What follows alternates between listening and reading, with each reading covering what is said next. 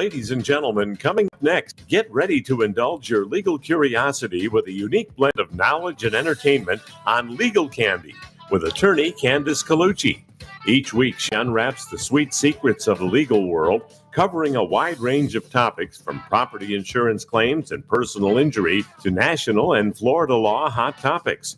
Guests will include industry whistleblowers, industry experts, and sweet surprises. Get ready for a flavorful journey through the legal landscape. And now, let's dive in with Candace. Hello, and welcome to Legal Candy, where we are unwrapping the sweet secrets of law. So today we have a very emotional episode talking about something that has happened very, very near to our office. And we have, once again, Darby Mitkus is here, our esteemed legal student who's coming to us with some of her insights that she's learning while she's in law school, which is probably a revolution of all the new things that you're learning to empower you through the practice of law and life. And so we have her here today. And today's episode is we are going to be talking about Maya Kowalski and her case against Johns Hopkins All Children's Hospital that ultimately led to allegations of something called medical kidnapping, which was, in my opinion, it was the first time I had ever heard. I felt like it was invented. Yeah, I think it was invented just a few years ago for the purposes of cases like this. Yes, because that's sometimes what happens is something takes place and you'll be like, the system may go, this is not right, but I'm not sure which cause of action it falls under, right? Because some people will ask me, just being a lawyer, they'll say, this happened to me, it's got to be illegal. And then I'll hear the facts and I'm like, unfortunately, that doesn't fall under any actual cause of action, right? We have to have a named cause of action to arrest somebody under. We have to have a named cause of action to sue someone under. So common things are like, obviously, battery or theft or breach of contract. Those are called causes of action that people don't kind of understand that terminology. And so it's got to fall under one of those. So this was the first time. So absolutely, we're seeing the concept of something called medical kidnapping. And I don't know if do we have, as a parent, you have these nightmares that always go in your head once you have children.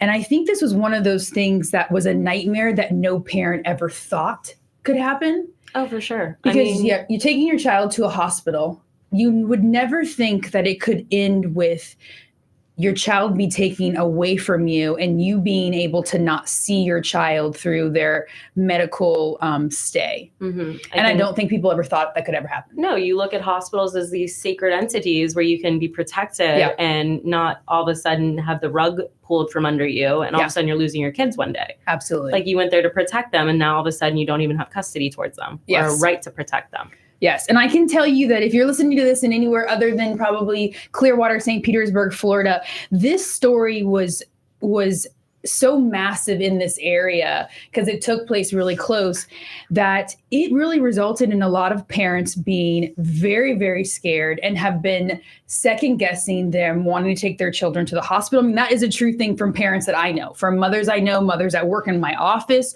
are afraid because these are the kind of things that once it starts to spread, you're like, oh my gosh, if this happened to her, could it happen to us? So today's episode, we are going to get into the facts of what happened in that tragic case, what took place to where it ended up where a lawsuit ends up getting filed on behalf of this family against the hospital. And they just returned a jury verdict. I think we got just a couple of months ago that resulted in $250 million that the hospital is liable for. A lot of money liable to the family. So we're going to go over what those facts are. I want to start by reminding everybody that just as our legal disclaimer is that before we delve into today's legal confections, a quick reminder that the information provided is for informational purposes only, should not be construed as legal advice. It is not intended to substitute for or replace professional legal advice. If you have any questions, please seek a qualified attorney, which I am, but it all depends on if I'm qualified in your area. So reach out to us if you have any questions or another attorney. I also really want to always start by preferencing that when we talk about things, especially on the show right now, is we're going to be talking about these are specific instances that have taken place against the Child Protective Services. They were also named in the lawsuit and against the hospitals. And they have a defense also of what they believe that they were following the guidelines. I understand the difficulty that Child Protective Services have in a general sense in handling cases when they're involved with children. It is a sensitive subject. And I understand that a lot of people are trying to do the best they can, especially doctors in hospital. And I hate that this such negative press has been out against the hospitals and the Child Protective Services. But what I hope and what I think I've gathered from listening to this story, watching obviously the Take Care of Maya special on Netflix, is that one of the things about this, about us talking about it, is that we would hope everybody learns from this situation and that we become better as a society. Our Child Protective Services, their entire kind of way of handling a case, we hope they've learned from it. We hope the hospital has learned from it, because nobody should think that this one incident means every time you deal with Child Protective Services, they're going to be biased. Or every time you take your child to a hospital, you're going to potentially end up losing your child. So we don't want people to think that way. But we just hope that this kind of wakes up everybody to kind of the mistakes that were made in the process. Mm-hmm. So let's really delve into the backstory of what took place with Maya Kowalski. So at the time, around 2016, she was a 10-year-old girl that was facing and dealing with a rare pain disorder called Complex Regional Pain Syndrome, CRPS. And I remember, Darby, you have more of that medical background. I don't try to say that I'm dual and everything, but that you have that medical background. And so what this diagnosis ended up seeming like to me, which I think is one of the triggers in this case, is that it is extremely rare. Mm-hmm. It's hard to test. Mm-hmm. So it usually comes with, every time I hear something like that with a disorder or disease, it usually comes with this overarching allegations of, is it real? Yeah. Right? Is it attention seeking? Yes. Is the child needing more attention that they're not getting from home? Like, it's when you have a stomach ache because you don't want to go to class that day. So all of a sudden you're sick, but you're not really sick. And it really kind of triggered like an autoimmune disease. Like, those things go unnoticed for years and people have all these symptoms and then doctors can't treat it. It really reminded me of that. But the really interesting thing about the CRPS was that it's been known for 100 years, but it hasn't actually been relevant in medical teachings till the 90s. So I think that's why it went really confused upon doctors. Unnoticed. Yeah, unnoticed and undiagnosed. Yeah. Because that's exactly what I was kind of seeing from this CRPS, this Complex Regional Pain Syndrome, is that they're saying that it is extremely rare in children and that it's one of the most painful diagnosis that can happen, syndromes that can happen, where you're having unexplained pain in different areas. And it's like usually supposed to be a burning sensation that's happening. It's hard to test. So there's a lot of allegations of, is this person making this up for attention? And what that also comes with is specialists. That's the thing about medicine that nobody thinks about, is that medicine is a science, which means it is not exact, which means when you go see a doctor, and you give him your allegations of what your symptoms are, he can give you a diagnosis. And that's why people say, get more than one. Because you can go to another doctor who's going to give you his diagnosis. And what is it usually based on? Their experience. How often have they experienced something? So if you're going to a hospital that's seeing generalized everything, opposed to when you go to specialists, they're going to sometimes come to two different diagnosis and thoughts of what your treatment is and what your care is and what's happening to you. I mean, it gets even more complex than that. Is the specialist an MD or a DO? I mean, it's their background on traditional medicine or holistic medicine. Like, it just keeps going. So it's really where your values lie. And I do believe that you should get more than one opinion and make a well-rounded decision on what to do with your child or your own personal health. Okay. So Maya Kowalski, a 10-year-old girl, adorable, little blonde haired little thing. Her mother, who becomes kind of she's the mother of all mothers at this point. I mean, I don't think anyone can listen to this story and not honestly as a mother, as a parent, just relate to the struggle and the fear of what she must have been going through. But the most interesting thing about Beata, her name was Beata Kowalski. Her father was Jack Kowalski, and she has a brother, Kyle Kowalski, is that Beata was a nurse herself. So put those things together, a mama bear who also is a nurse, and she was Polish. I think that plays a huge role in the fact of her first language is not English. Mm-hmm. So she now has taken a role as a mother would in her daughter's treatment. So they figure out that she's got this CRPS, which is really through kind of them seeing a specialist. So Dr. Anthony Kirkpatrick, he ends up being kind of a huge specialist in this case, where he is the one who gives her the diagnosis of this CRPS. And his opinions about the treatment of it, and this is huge to me, is that he believes that one of the ways of treatment, there's a couple of different things, and one of the most invasive ways of the treatment is literally, that's not being done here in the States, is a procedure in Mexico, mm-hmm. where they're using ketamine. So I guess they are using ketamine in the States, but the high doses of ketamine that he believes she needed was so high that she needed to be put into a coma.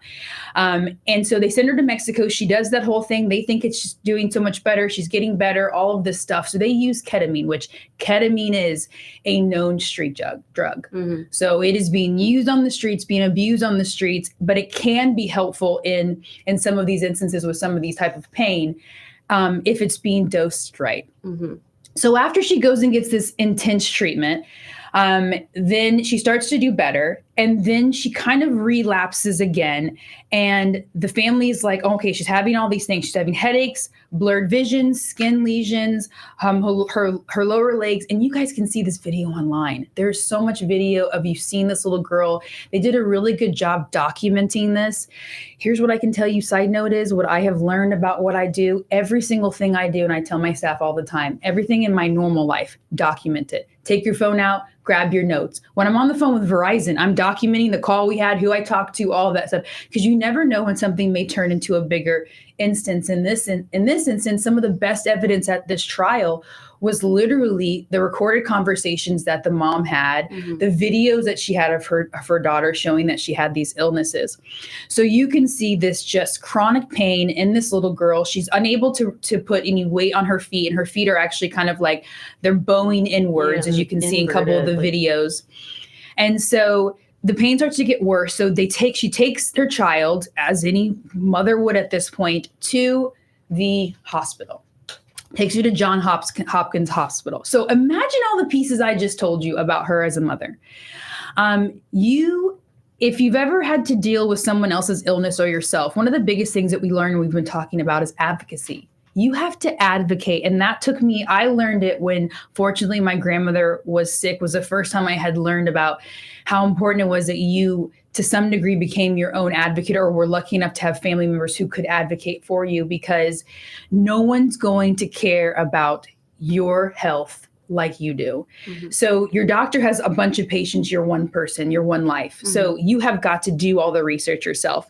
So Maya's mom, Beata, had already done that. If you've taken your daughter all the way to Mexico and put her under a treatment, imagine how much research you've done on this illness. I mean, the money alone that they put into it, they couldn't even keep going to the doctor because they couldn't afford it. Like, they put themselves in debt to save their daughter. It was $10,000. It wasn't covered by her insurance. So at that point, they were paying $10,000 for 4 sessions of treatment of the ketamine. Mm-hmm. And then to just have everything reset that night, and then you're at the hospital and you think you have all the answers to make sure this relapse doesn't make it like go back to square one all over again. Yeah.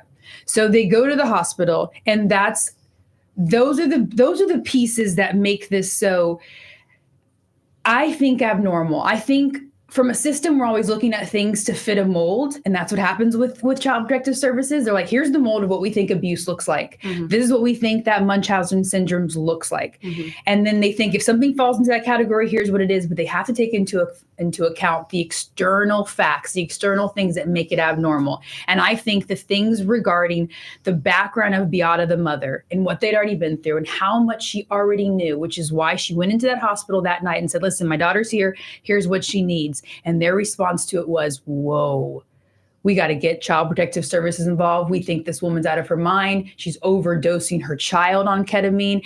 And so that's what starts an investigation that leads to this concept of medical kidnapping. So we're going to go to our first break here, and then we'll see you right after the break. Talk more about it. This is the TAN Talk Radio Network. Get ready to elevate your nightlife experience at Club Prana. This 5-story sensation in Ybor City is the talk of Tampa Bay. Each floor boasts a unique style and music format. They roll out the red carpet as their friendly staff pampers you with VIP treatment. Club Prana meets Tampa's nightlife standards with impeccable amenities. Live the luxe life every evening at Club Prana. For VIP reservations and bottle service, call or text 813-758-7755. Coastal Roofing, your trusted Florida roofing experts, puts you first. They excel in delivering exceptional roofing and general contracting services, proudly serving all counties. Their dedicated team guarantees not just your complete satisfaction, but an unforgettable experience. You also get a free inspection report and damage report. Rooted in integrity and powered by expertise, they consistently achieve the right results on schedule and within budget. For one contractor, great price, expert service, Coastal Roofing. 1-800-674-3675. This is the TAN Talk Radio Network. Her name? Kathy. Hello, and welcome back to Legal Candy. So we are just getting into the facts regarding the Maya Kowalski case and the All Children's Hospital, and the fact that they were just found liable for, in essence, medical kidnapping and a lot of other things to the tune of $250 million. So now we're to the fact that we're talking about what ended up happening when Maya's, who's 10 years old at this time, now she starts having these pain, and she takes her to the hospital. Mm-hmm. So obviously we get, imagine all those things about Beata, her mother. When she goes in there, I can only imagine what she's saying. And I have been in this situation to a minor degree before when my son was little, and he kept on having this reoccurring cough that just kept on coming back over and over again. And everybody I took him to just said he had pneumonia, walking pneumonia. They kept on giving him antibiotics. And I was so against antibiotics at the time. I'd read all this stuff. And I was like, I did all this research. And then I found out that based from my research on the internet, that it looked like he had viral infused asthma. So I talked to my uncle, who's a doctor. He says it's probably what it is. So when I took him to the next specialist, I felt like I'm like, hey, I hate to come in here with my WebMD that I found, but here's what I think it is. And what I do know about doctors, lawyers, nurses, unfortunately, is there is an element a lot of times of ego, right? We have a way we want things done.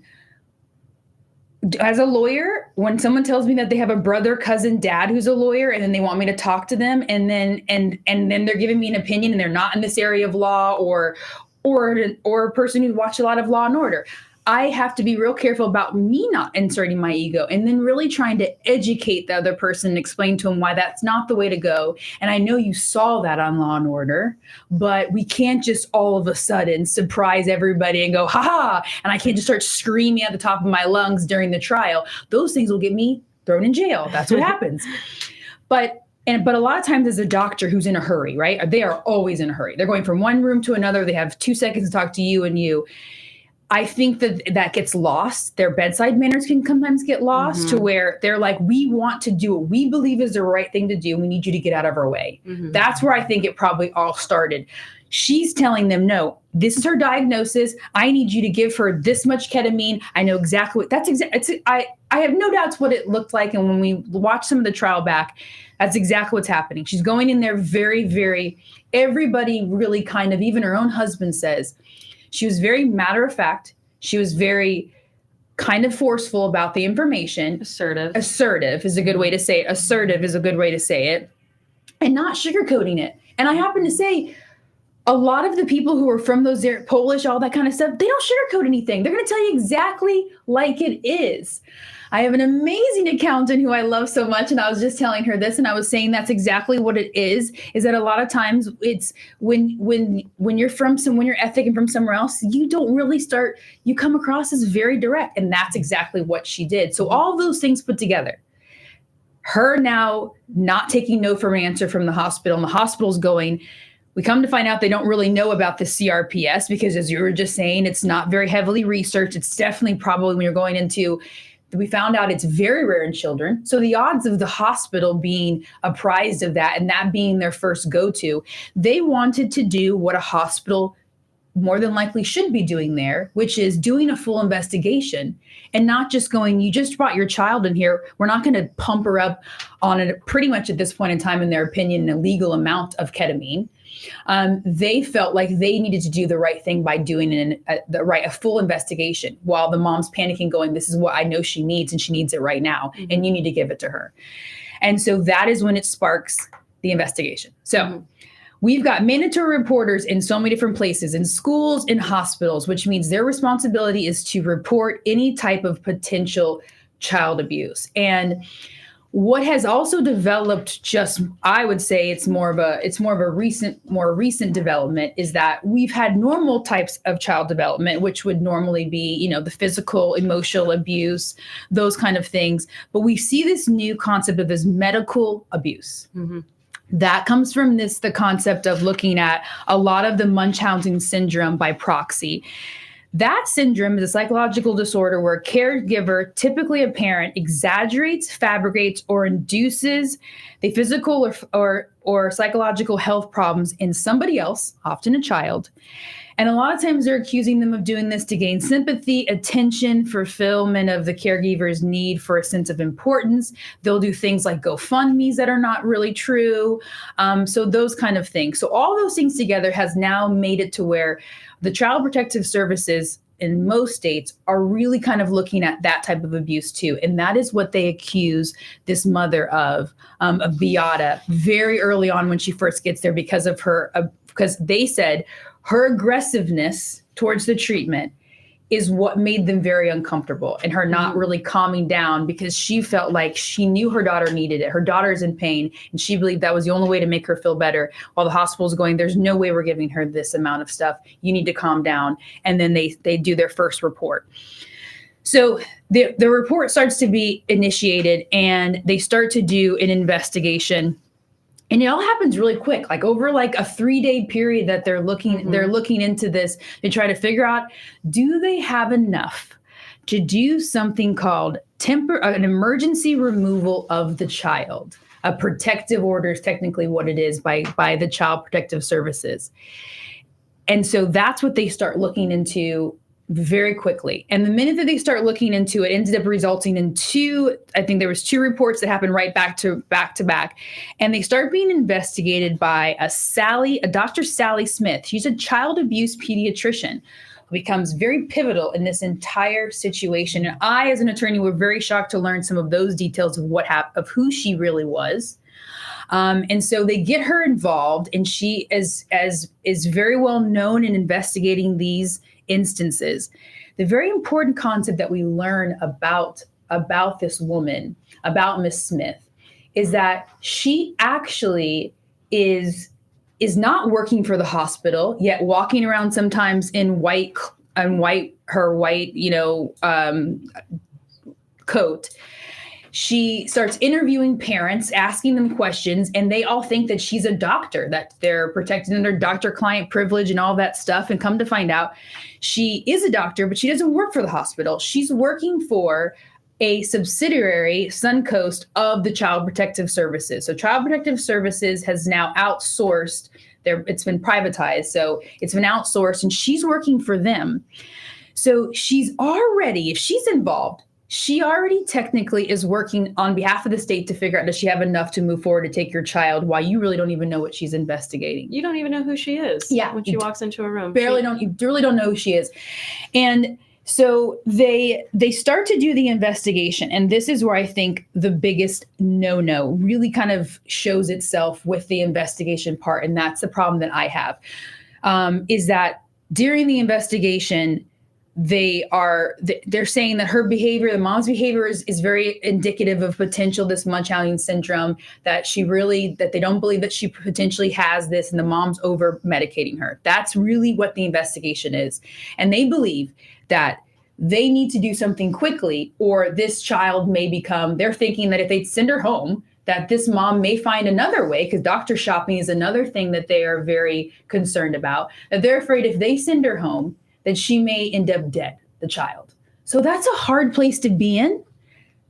as Child Protective Services, as a doctor, I don't necessarily disagree with the original question of the investigation of getting involved, because I can imagine how it kind of looked to an outside perspective to maybe start an investigation of how this mom was, because she's coming in demanding an insane amount of ketamine in a disorder they're not really sure of, and in a treatment they've never heard of that she had done in Mexico. So I just think all those things together could have sparked the investigation. Now, if the investigation and the obligation of the state of Florida, which is to be unbiased, that is really the problem that I have seen the most. I've represented parents whose child have been taken under protective custody of the state when I first started my career. I've done a bunch of different areas of law, and that was one of them. And here's what I've always said to these parents. Once Child Protective Service gets involved through any kind of complaint, happens a lot with divorces, whether legitimate or not. They have an obligation to investigate with divorces. If you happen to get a DUI and your child's in the back seat. If I've had a client who one time she had lost her job, worst place in her life. She was drinking heavily during the day and went to the bus stop to pick up her daughter, and she was wasted at the bus stop. So they called. Those are all mandatory reporters. So that opens up an investigation. I always tell my clients, there is nothing fair about it. That's what I can tell you.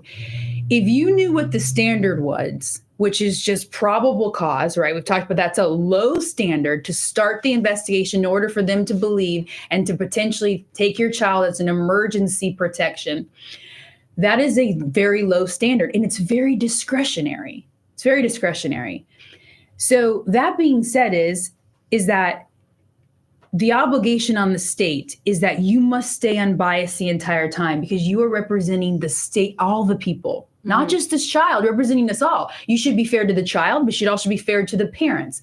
And that's where it gets blinded. Same with state attorneys, is sometimes that line gets very blinded with what they personally feel is happening. And they forget what the facts are. And what they'll do is they'll pick and choose which facts they want to consider for their report and diagnostic, or deciding if they're going to charge someone or decide if they're going to take a child. They start picking which facts they want that really fit the narrative that they're hoping for, that they believe, right?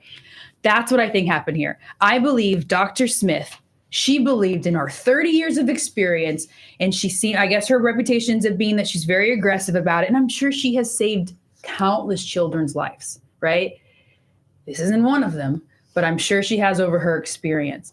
But what I think where she failed to do her obligation was that during her investigation, the very first thing that she ends up, that kind of becomes huge, is that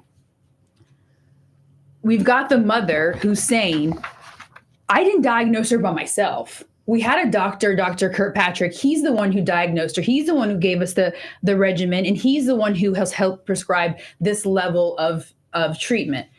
So Miss Smith, Dr. Smith, does what she should be doing, which is investigating this doctor. I mean, and she talks to the doctor, and he gets on the phone, and he says to her, we see this through the trial, and we also see it through the documentaries. He very much clearly says, it's absolutely true. Those are all things that I've stood behind, and I have said all of that stuff.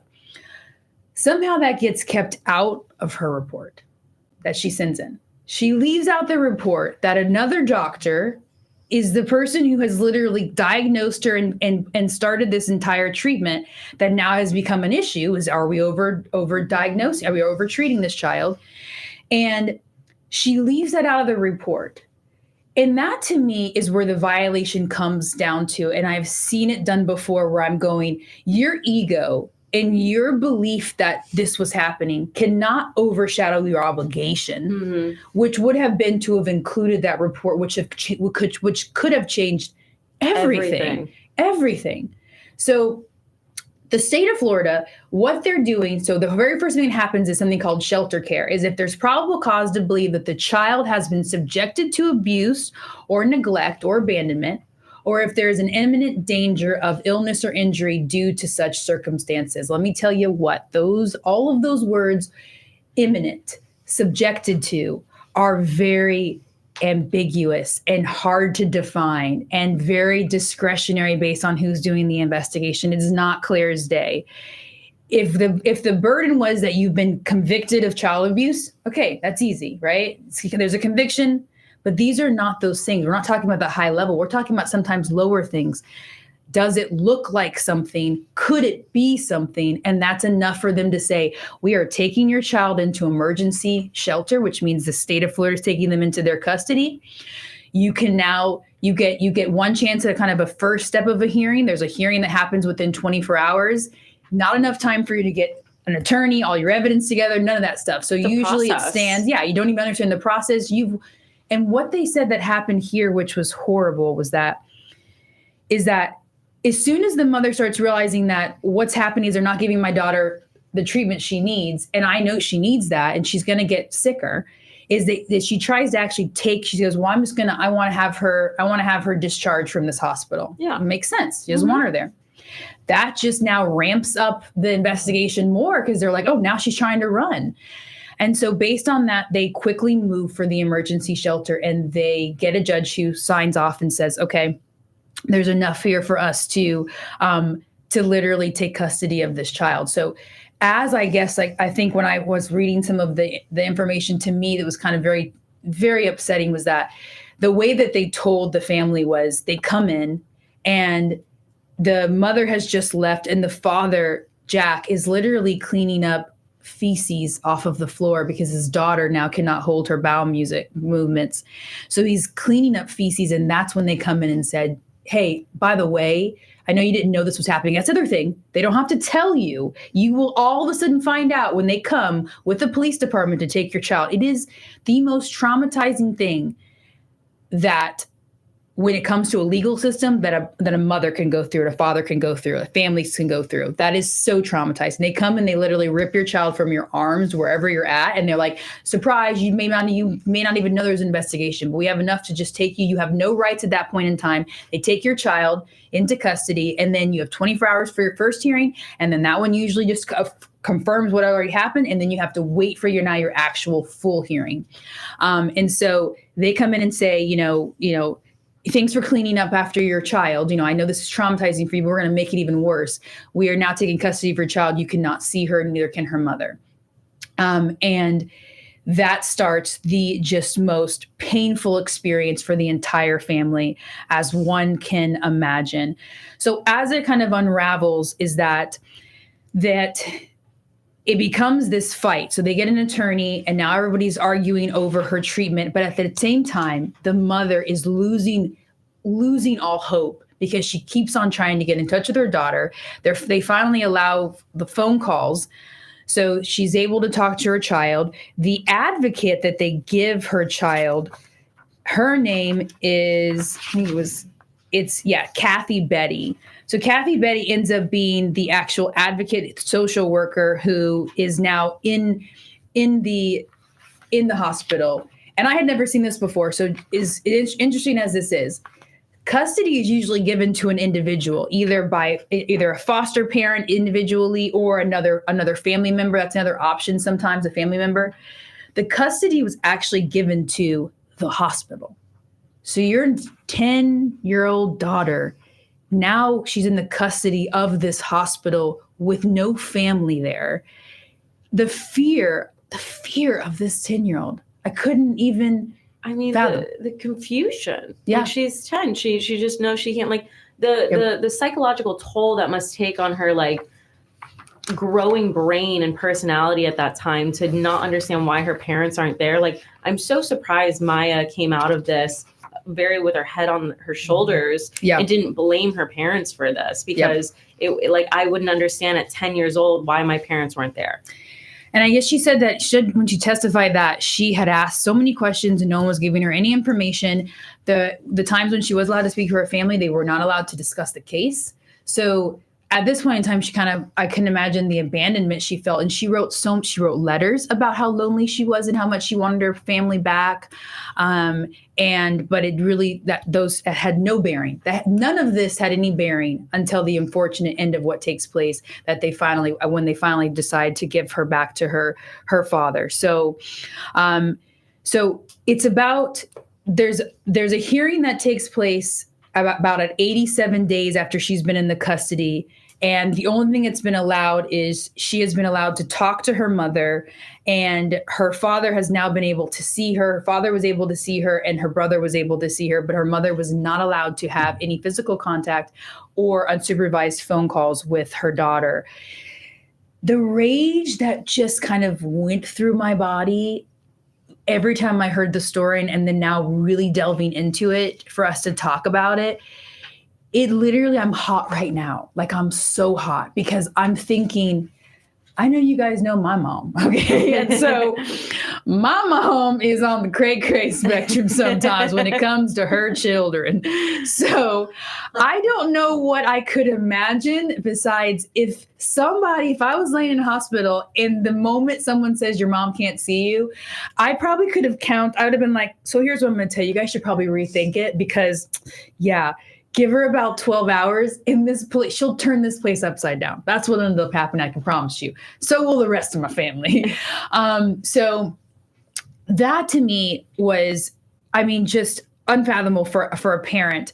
But the rage I was feeling for her during that time as I'm listening to her recorded calls and what she's saying is really, really difficult to even imagine as a parent at the same time as you're trying to realize that you felt like your child is potentially dying in the hospital. So we're going to go to a commercial break. We'll come back and talk about what happens at the end of this story. This unfortunate, tragic story has an unfortunate ending.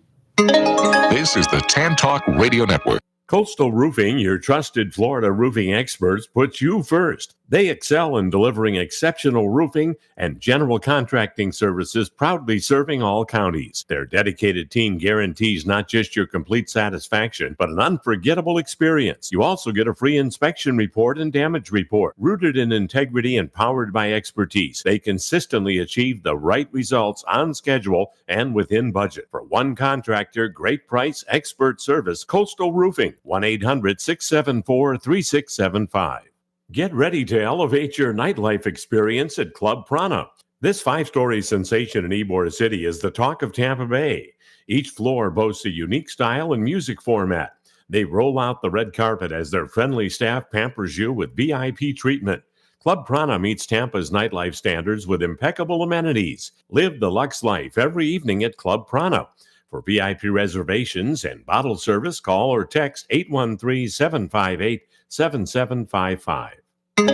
This is the Tan Talk Radio Network.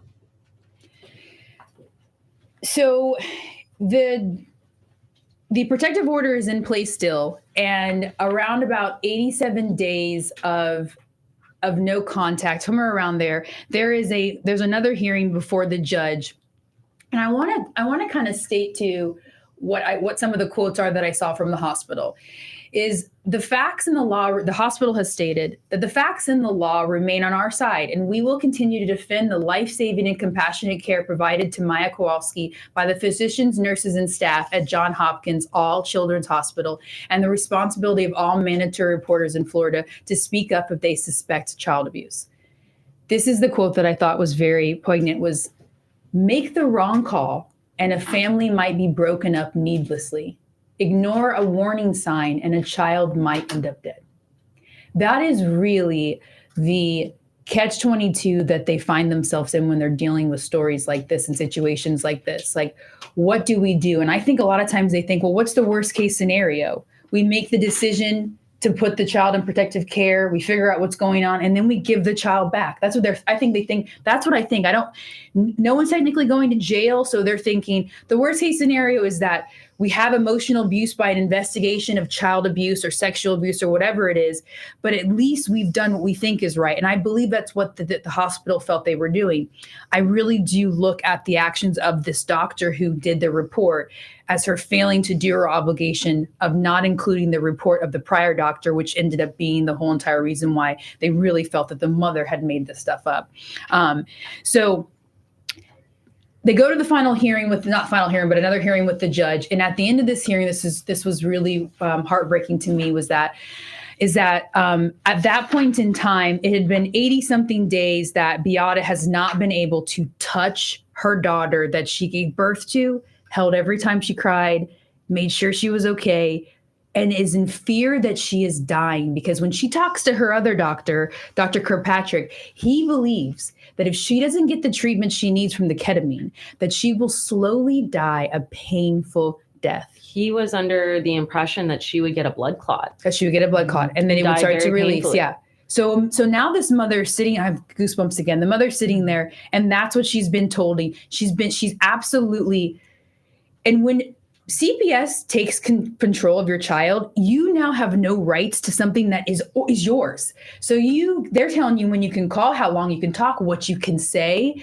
And so she felt powerless, completely powerless. So at this hearing, where they're now they're ending the hearing by saying again, we're not changing our ruling. We're keeping her into the care of the hospital until further notice.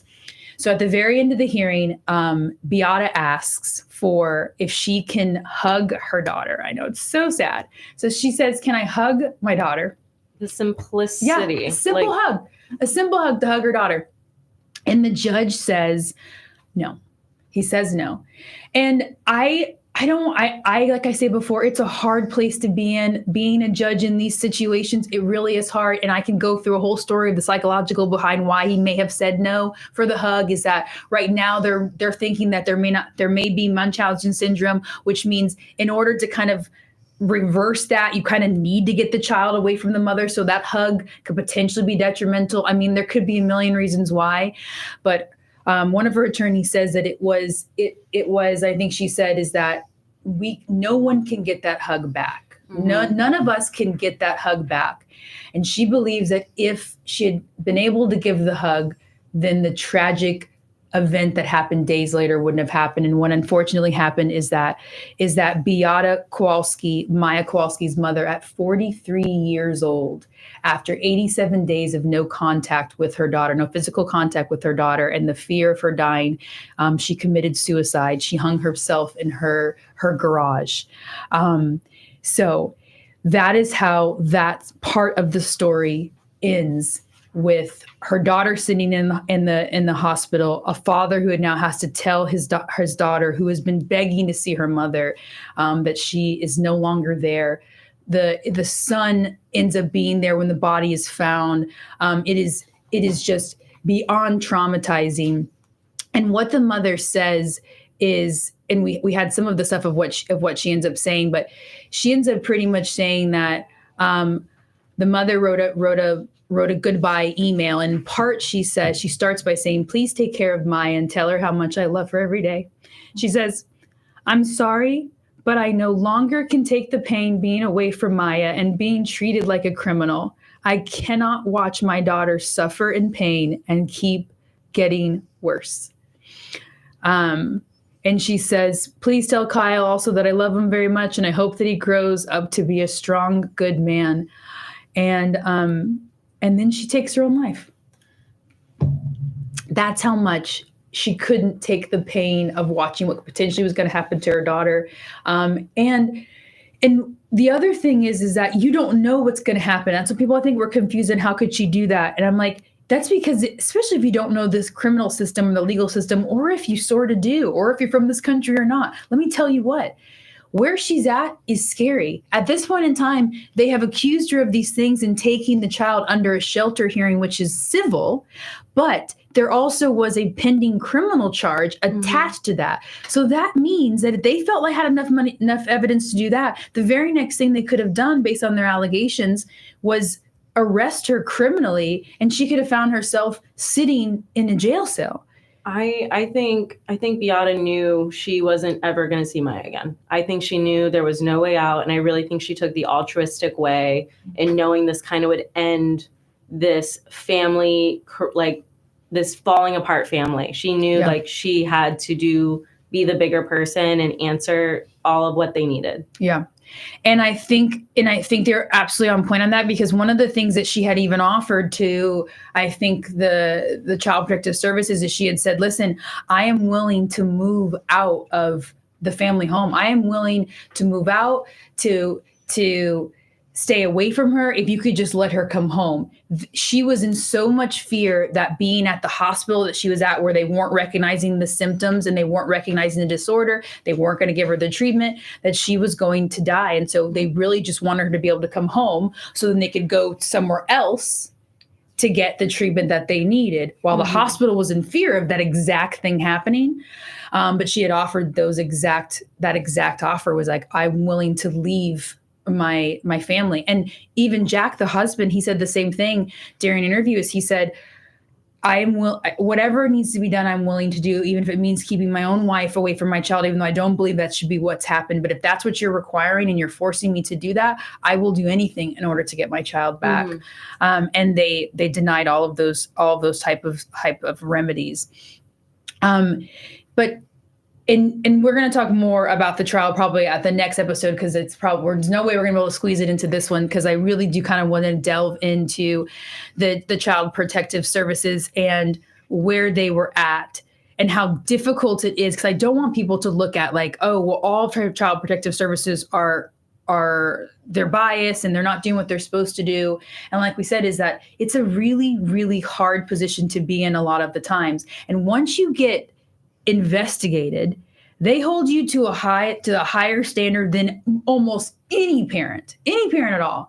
Like when I was young, if I talked back, I was probably going to get slapped up, shoe on the face. Like there was between the rest of all the people in my family, I was constantly getting spanked up, slapped up, all kinds of different stuff. And that was how it was when I was growing up. It was completely normal. If anyone in my family had opened up at a protective services investigation and really looked into it with the high standards that happens once you're in that system, they're lucky if you're ever going to see your children again. I mean, it really is a high standard. They start interviewing your kids and they're like, well, has anybody yelled at you? I would have been like, yeah, let me tell you the whole list. Like, oh, I got 20 people to tell you yelled at me today and said all these things to me, because it's a really hard position for Child Protective Services to be in and a judge to be in.